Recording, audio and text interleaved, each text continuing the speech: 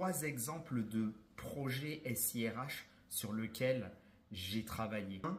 La montée de version de HR Access. HR Access, c'est un des outils de gestion de paye les plus utilisés. Environ 20% des entreprises du CAC 40 utilisent ce logiciel et j'ai été amené à travailler sur la montée de version. C'était le passage de la version 3, donc HR Access V3 à HR Access V9, donc à la version 9. La version 3 date du début des années 2000, 2003 il me semble, et la V9 date plutôt de 2013 et donc il y a tout un travail pour permettre la montée de version. Il y a un enjeu très important, notamment sur la paye, parce qu'il faut que ce soit conforme. Et d'ailleurs, nous avons rencontré des problèmes lors de ce projet-là qui ont été résolus, mais qui ont été impactants parce que en paye, le droit à l'erreur est faible.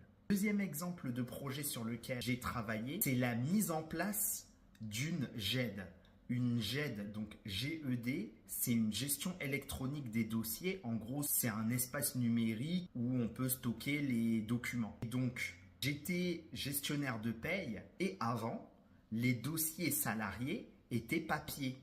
C'est-à-dire qu'on imprimait souvent les bulletins de paye, que les contrats de travail étaient imprimés, que les documents type diplôme, etc. étaient imprimés et conservés en version papier. L'objet du projet, c'était de basculer vers un espace 100% numérisé. Donc il fallait à la fois dématérialiser les dossiers papier existants et mettre en place des nouvelles procédures pour basculer vers du zéro papier. Ça, c'est un exemple de mission SIRH très intéressant également. Troisième exemple de projet sur lequel j'ai travaillé, c'est la mise en place d'un nouvel outil d'aide à la décision pour les décisionnaires RH.